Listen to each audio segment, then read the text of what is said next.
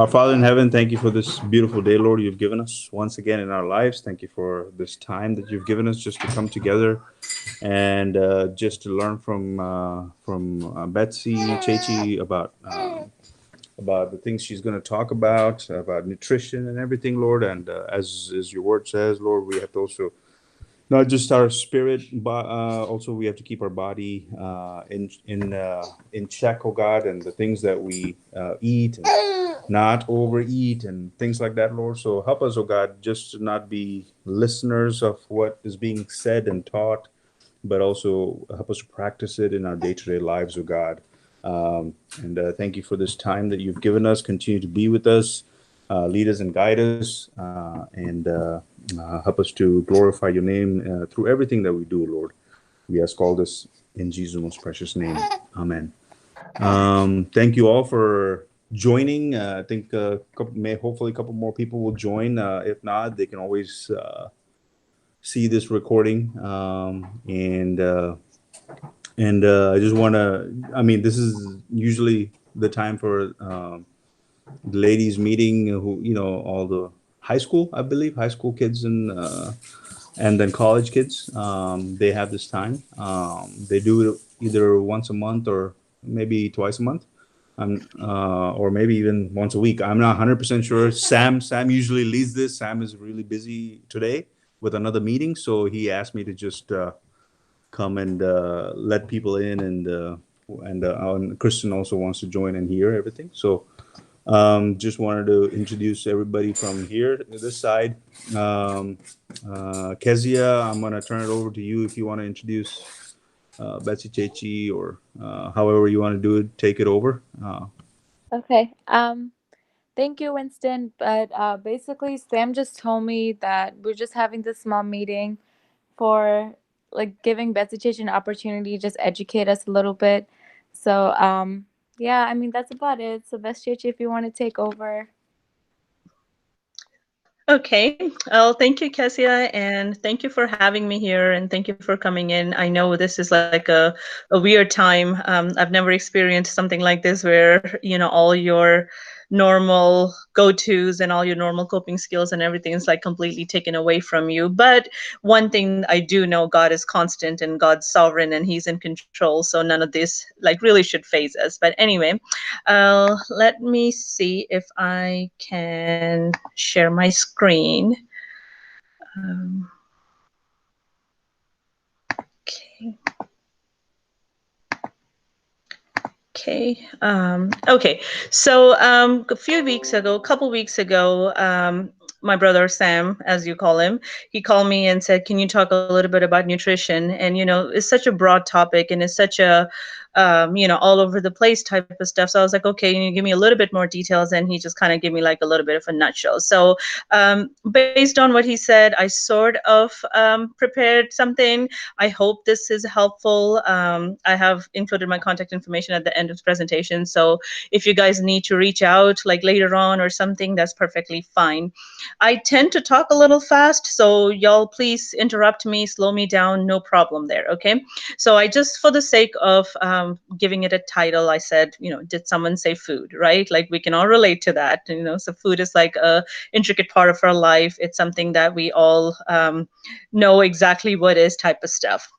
So I see a lot of comments like this, just as a little background, I work as a dietitian here in Dallas, and now I've lived in Dallas more than I lived in Houston, so I call Dallas my home.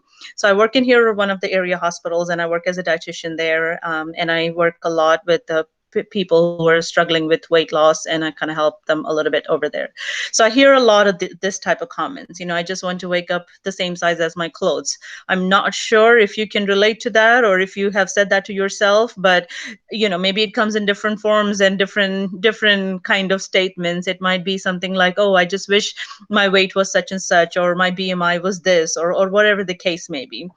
I also come across something like this, and I don't know if you can relate, but I can totally relate. Like you decide that you're going to have go on a diet, or you're going to go ahead and start something new, diet, healthy living, whatever resolution, and you're like, oh, but I'm going to start on the first, or I'm going to start on Monday, and today's only Friday, so I'm going to just go enjoy the weekend, and just wipe my slate clean on Monday and start, like, really good. So just one more, and then I'll start my diet type of stuff. So not sure if you can relate to that, but I've heard something like that a lot too. And then I also come across people who come to me and say, you know what, they've been doing really good, but it's been such a short time. Like, it's this kind of sums it up for me. Like, you've been dieting for 3 hours and you're still not skinny, and you wonder why. I mean, so all kinds of emotions and all kinds of frustrations, if you will, attached with this whole dieting and this whole healthy living and all of those type of stuff. Yeah.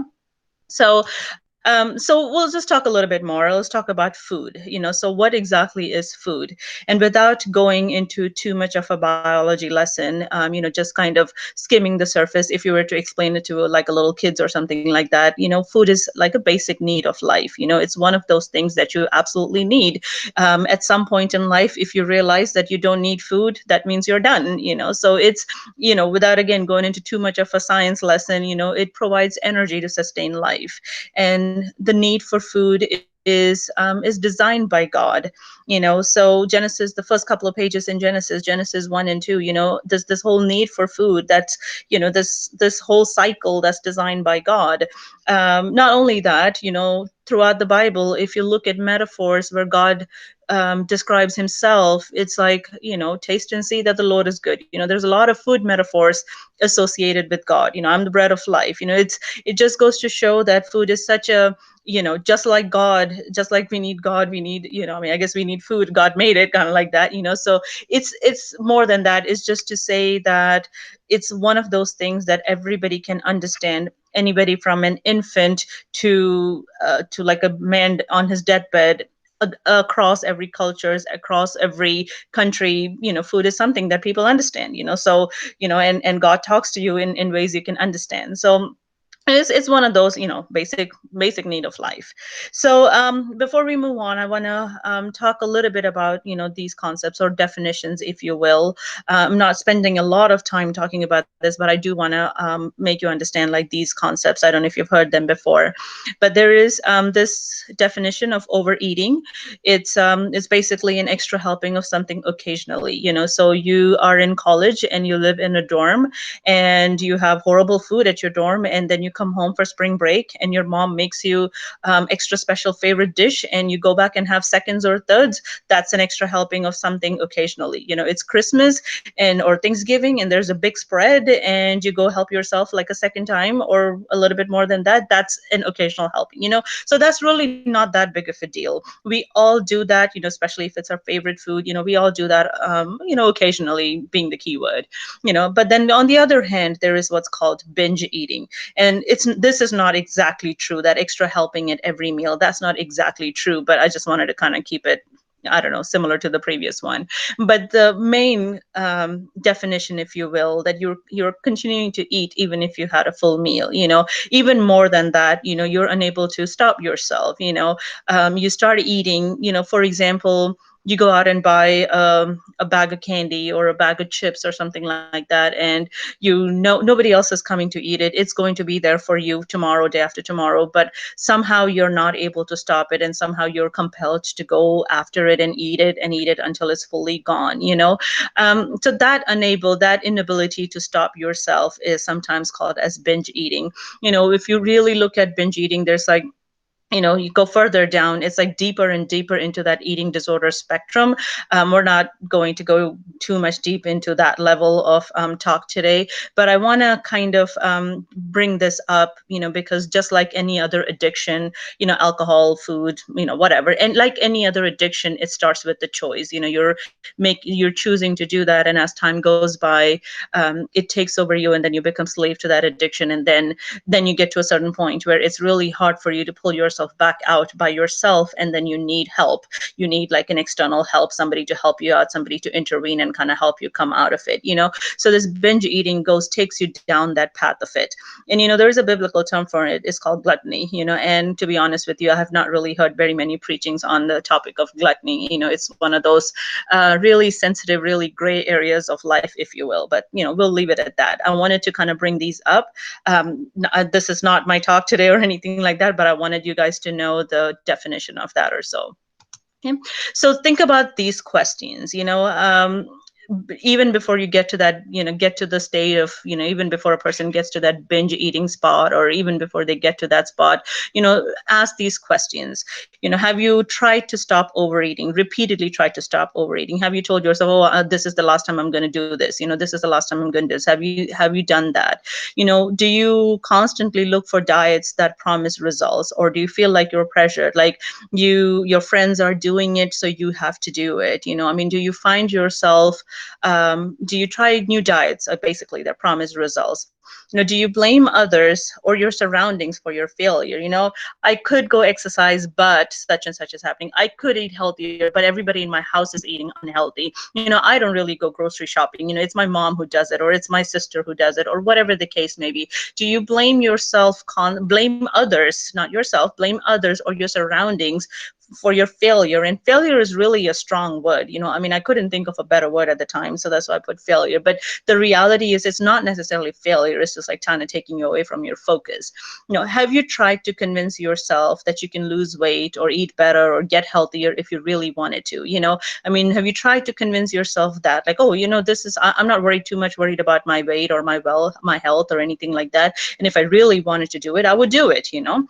The big one is, do you feel guilty after eating? Do you feel bad? You know, do you feel kind of horrible, not necessarily in a physical sense, but from a psychological standpoint? Do you feel guilty after eating? You know, when no one's watching. You know, if you're surrounded by people, if you're eating with family or friends, you know, you do a decent, you know, like an average, maybe a little bit less than average type of portions. But if nobody's there, you know, you find yourself eating like a larger portion or something like that.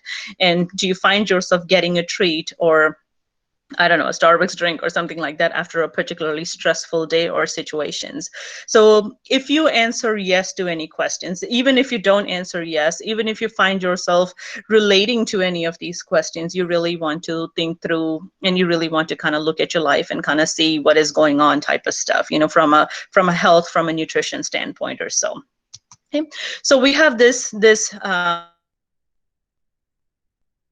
I don't particularly like this word that much. You know, I mean, it's just one of those things that I try to discourage people from doing often, because it is this fake sense of fulfillment, or fake sense of success, if you will. But dieting is a reality for many. You know, at any given point, you can talk to 10 people and 7 people will be dieting. You know, just take a little survey among your friends group and just see how many of them are on a special diet, or they have restricted something for themselves, or they're eating a certain way because they're on a diet or something like that. You know, it's a result of expectations, your own expectations for yourself. Maybe in your mind you have a certain idea about yourself. You know, maybe your family has a little bit of pressure. You know, I mean, you know, our Indian communities, we're pretty good about, you know, I mean, at least I can say, like, the older generation, parents, grandparents, that generation, they're very good about pointing out, you know, like, I guess I would say flaws, you know, to, like, very good about pointing that, oh, you just need to lose a little weight, or you won't get a boy, or, you know, I mean, those type of stuff, you know. So there is that little pressure there. Then there is this friends, you know, all your friends are going on a diet, and then you don't want to be left behind, so you'll get on a diet too, you know. And maybe to a certain extent your professional life, you know, maybe that's also pushing you into this, you know, or that there's a certain amount of expectations that's pushing you into this dieting mentality, if you will. There is this promise of quick results. You know, I have not come across a single diet that does not promise something in return, like, oh, you're going to look so much better, you're going to feel so much better. There is always this promise of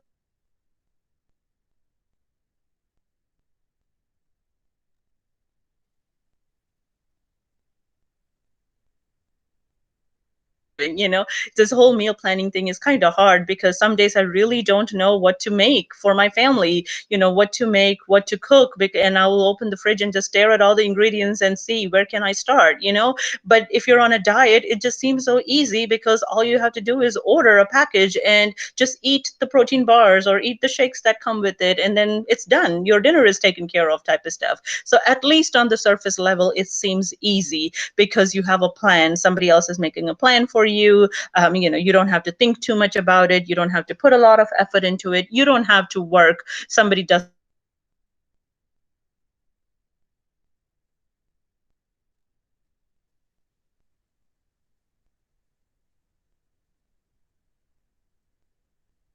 Context, and it's like, you're the temple of God, so make sure what you put into it is, I don't know, best or something like that. So this is like a new form of dieting that is slowly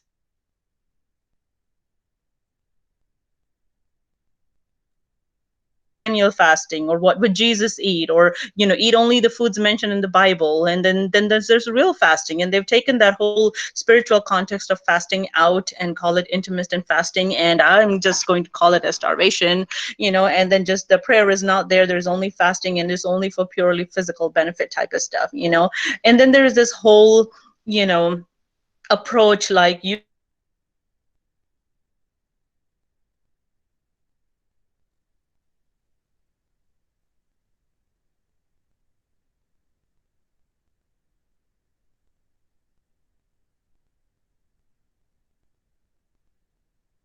food that I intake, this whole idea about dieting, it's kind of something out there that I don't necessarily agree with.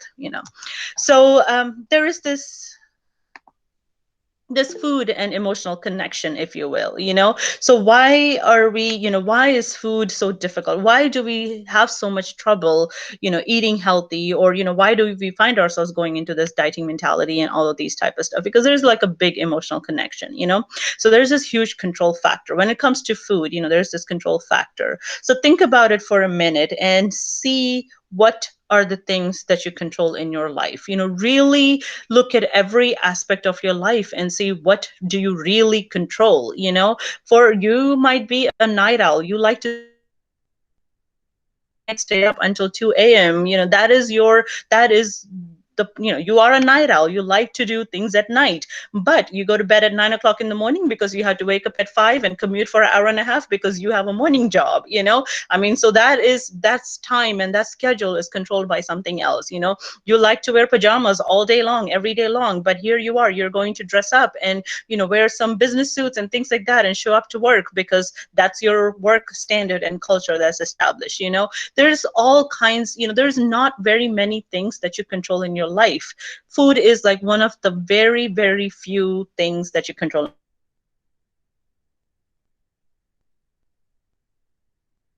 I can't even control the food that I intake. So that's the big thing. Food is one of those, truly one of those things that we kind of control, and so we kind of don't have to worry about it. I remember growing up, my dad was a pastor. We had a lot of guests, well, a good number of guests who would come through our house. And if there's a guest coming through, the meal would have like a dessert, so desserts like brought happy times, so, oh, today's a special day, so we're going to have dessert, it's just, oh, it's your birthday, so you will have dessert, so that sweet, then desserts, in my mind, it's always connected to happy things, so that happiness and that joyous occasion, and then all of those pleasant things in life, it's like the sweets, so I've made that connection. I remember far back, I might have been like 8 years old, I was walking with my mom. This was in North India, and I fell and I scraped my knees, and I was like crying at the top of my voice, and the first thing my mom did is like take me to the closest shop and buy me a lollipop, and I was perfectly fine after that. So that soothing, that whole that calming, that soothing, that, oh, this fixes your problem type of approach. So we tend to rely on food for those type of stuff. Then there is this like little rebellion going on too. So it's been at least I don't know, 15, 20 years since I ate fish. And I remember eating fish when I was growing up, fish curry, I remember eating that growing up all the time, but once I got to a point, I don't eat fish anymore. And it took me a little bit of a soul searching to figure out that when I was growing up, my parents force fed fish to me. Fish was one of those things that I had to finish it. If I didn't finish the piece of fish, I couldn't get up, so when I grew up, got old enough to where I was making my own decisions regarding food, that's the first thing that went away. Like, oh, nobody's there to force me to eat, and so I'm not going to eat. This is something I'm not going to eat. So you have this little rebellion factor. Who's going to say no to me? I work, I make money. This is what I want to eat. This is what I don't want to eat. So that food becomes my point is this food becomes such a controlling, I like to control things. So this is one thing that I'm going to truly control, and then on the flip side, you have this food that's like such a emotional crutch. It's like a readily available self-soother. There is, it's available, you're not deprived of it, you can always kind of do it. Something bad happens, something painful happens, it's like readily available self-soother. It's widely accepted, nobody is going to look down upon it. I mean, use an example of alcoholism. Like, if somebody becomes an alcoholic, there will be 15 different people to say that, hey, why are you doing that? That's not good for you. But if somebody starts to eat just a little bit extra, nobody really says anything, and then it gives you this perfect momentary distraction.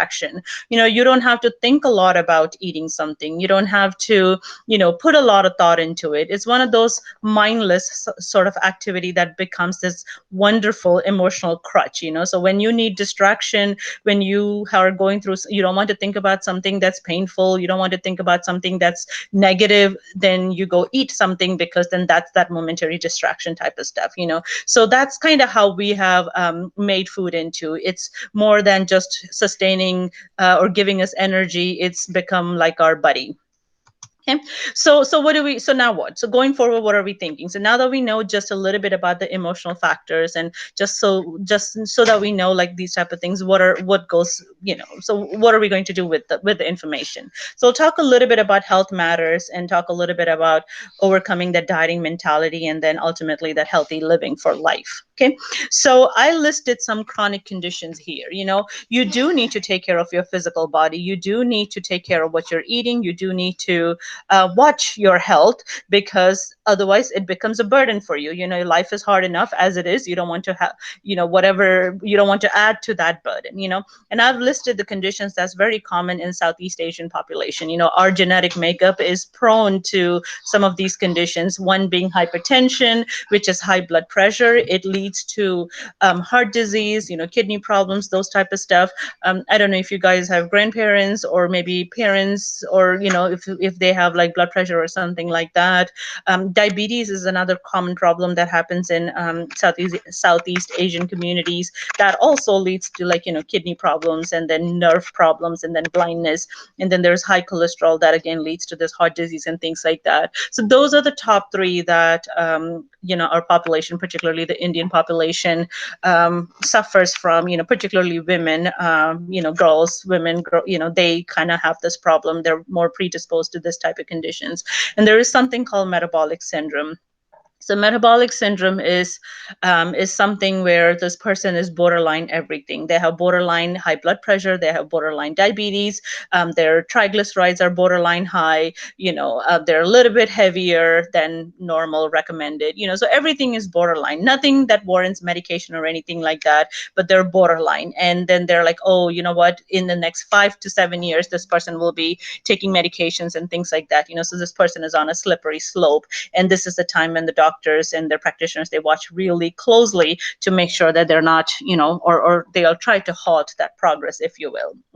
So any of these conditions, things will happen. What will happen? Some things we don't know. We don't really know how things work out, and you don't really have like a lot of control over some of your health and things like that. But some things you do, particularly these chronic conditions. You can watch and those type of stuff. It leads to these lifelong burden. These medications. You have to take these medications, and you don't know the type of effect medications doing on your liver or your kidneys or rest of your body. Because all of these medications come with side effects. effects. They're not the best things for you out there. You have these forced behavior changes.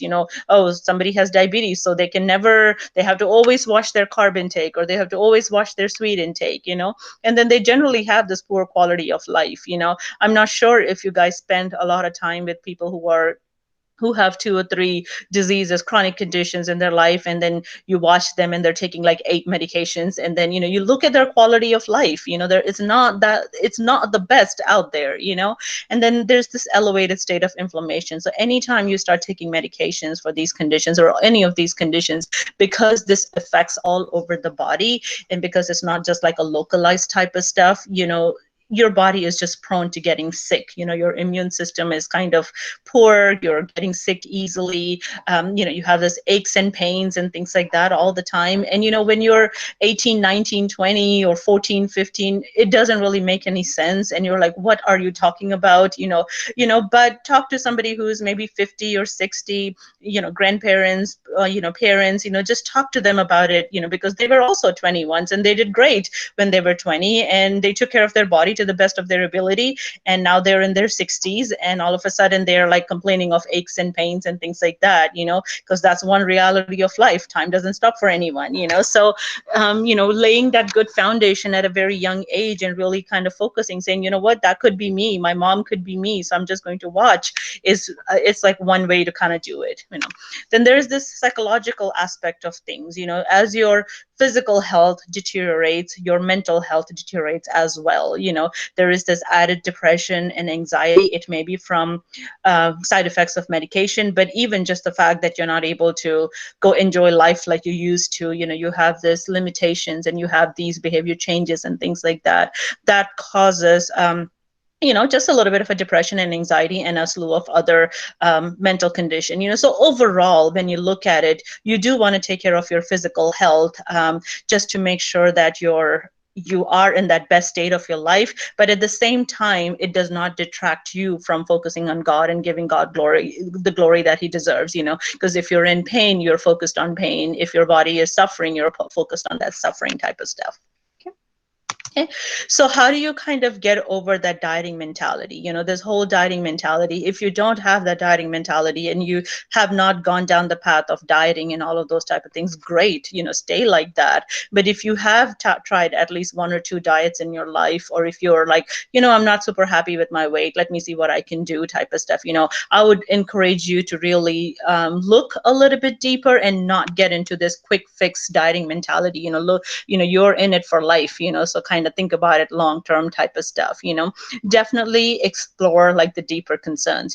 Is there any other dissatisfaction in life? Sometimes weight or health or any of those type of things, that's just an excuse. That's, people use that as a crutch. Oh, I would go out and work out, I would go out and do something only if I weighed like 10 pounds lighter. And you guys probably may not be able to relate to this, but I see patients, seeing somebody around 400 pounds is not unusual for me. So some people, with that much of a weight, and they come to me and say, yeah, I would work out if I was just weighing a little bit less, and I see them after surgery, they're 200 pounds lighter, and now they're 200, and I'm like, well, are you working out? They say, well, no, I still haven't found time. So sometimes it's just that, we use excuses for ourselves. There's some other dissatisfaction that's going on in life, that kind of stops you from truly embracing the purpose, truly embracing your life type of stuff.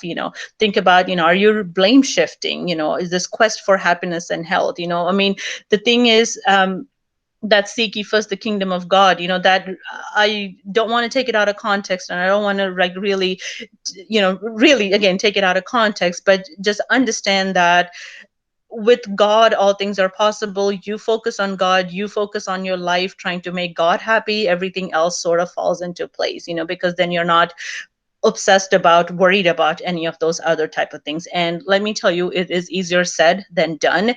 And that's just a mark of that, spiritual maturity. And it takes a whole lifetime to get to that level. It doesn't happen overnight. Think of food as fueling. Think of just, it's a fuel. It is not your buddy. It's not your best friend. It's not anything. Just think about your car, for instance. You have this car, and you're driving it around. you see a gas station and your gas tank is empty, so you stop and get gas. You don't start thinking, oh, you know what, this car is so nice, look how pretty it looks, it's been taking me all over the place today, so let me just reward it by giving it some gas. That's not what you're thinking when you're putting the gas into the car. You're thinking, this car needs to run and it needs the fuel, so that's why it's doing that, and that's what you want to attach. That's the status that you want to give food in your life. Try not to attach emotions with food. Try not to personify food. I've heard so many people say that, oh, I just love cheeseburgers, or I just love cheesecakes, or I mean, no, that's not a person. You could kind of say, yes, I like the taste of cheeseburger, or I like the way sambar tastes in my chore, or I mean, you can say things like that. Try not to give food or give a personality to food, saying, oh, I can't live without this coffee, or I mean, I cannot live without chocolate, those type of things. Try not to attach that emotion, or that personify food or anything like that. So think of money managing skills, and I kind of put a little footnote, if you will, only if it is healthy. Everybody manages money at some point in their life. Well, not at some point, at every point in their life you're managing money. Maybe you are just getting an allowance right now, maybe you have a little part-time job, maybe you have a career, maybe you're retired. Whatever point in life you are managing money. You have a general idea of where your income is coming from, and how much you can kind of spend, type of stuff. So that is something you want. You're most people are good at it because most people are not struggling.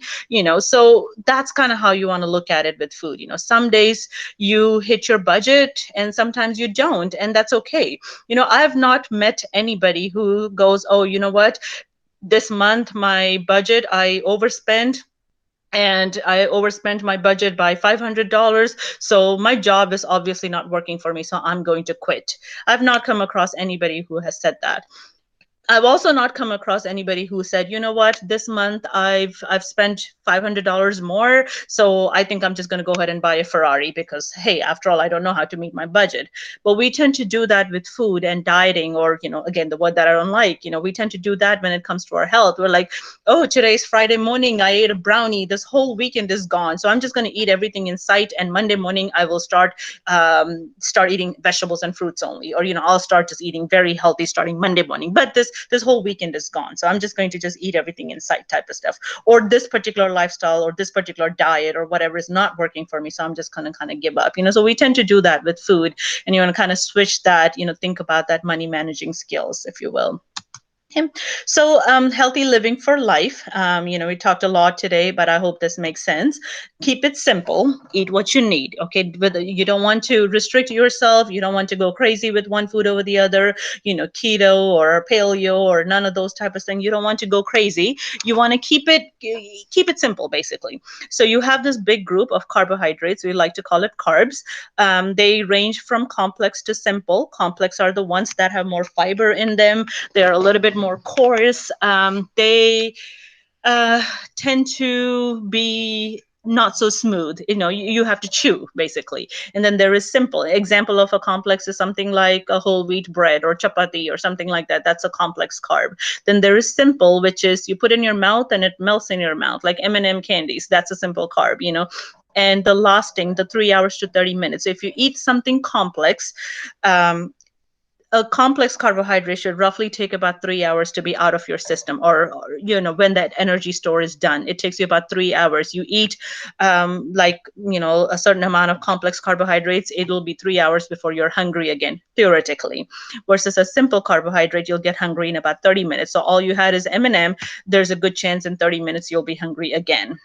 Or like a table sugar, you'll be hungry in 30 minutes.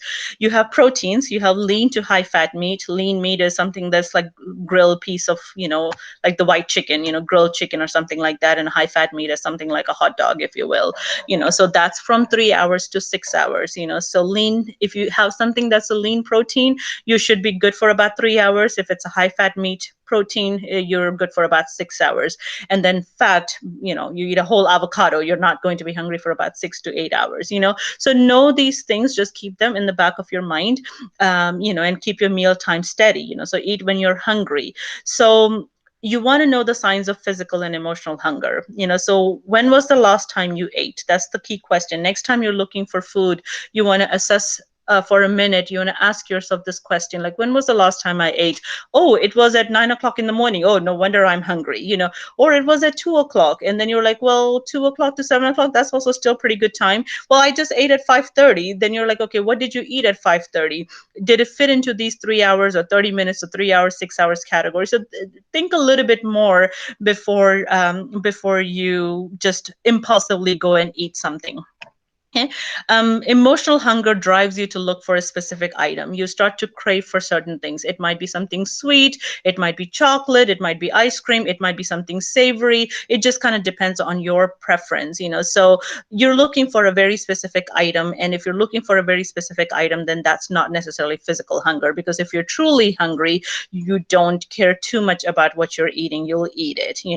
I have this called this can you eat a boiled egg apple, like a mid-level item test.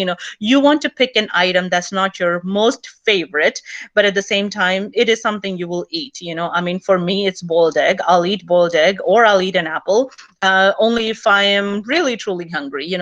Boiled egg is not my first choice, and it's not that I pass it. I'll eat boiled egg occasionally. So think about, find a little food item, something like that, for it might be peanut butter sandwich, I don't know, but not your favorite item and not your least favorite item either. So somewhere that mid-level.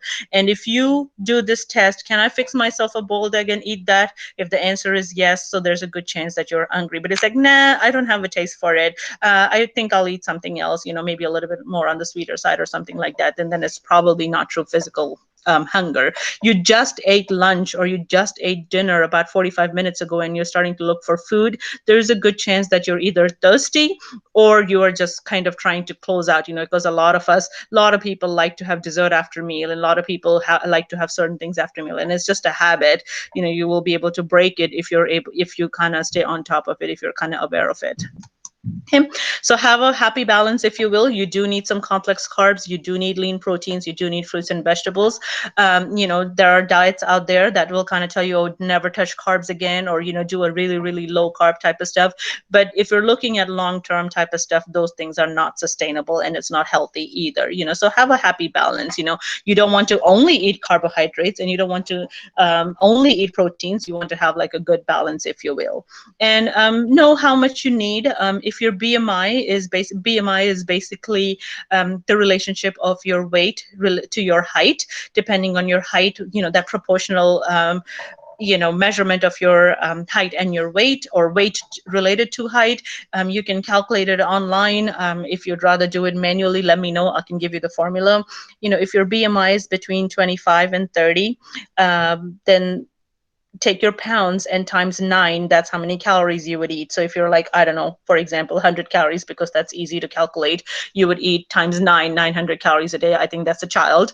BMI 20 to 25, then you would do 11 calories per pound. And then if your BMI is 15 to 20, which is like you're really underweight, then you would do 13 calories per pound. If your BMI ranges outside of this, if it's outside of 15 and 30, please let me know. We'll talk on the side, because then that's kind of serious at that point. You could totally track intake, mainly for accountability. A lot of people keep track of checkbooks, just like they track money, they'll keep track of checkbooks. You can track what you're eating, just so at least until you get into the habit of, choosing the healthy foods, and until you break that mentality of dieting and things like that, you can kind of do that. But even more so than that, tracking intake, I encourage people to journal, their mood journal, their emotional journal type of stuff, because that helps you kind of make you aware of what's kind of going on type of stuff. Okay. So just to summarize, think about food is just fuel. The same relationship that your car has with gasoline, that's the type of relationship that you want to have with food. You want to try not to have a really deep relationship with food.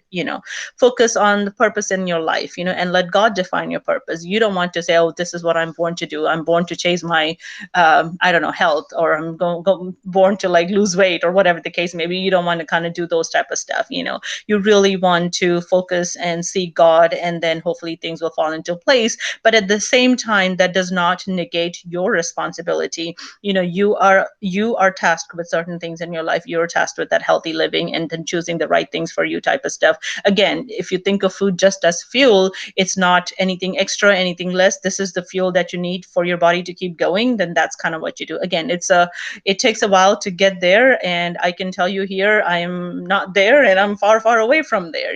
So there's don't stress out about it either. But that's like kind of the overview, kind of the general purpose type of stuff. And this is my email address, and that's my phone number. Feel free to text me or email me if you guys have any questions, any concerns, anything like that. So I will stop over here and turn it to you guys. Well, if you have any specific questions or anything like that. Oh.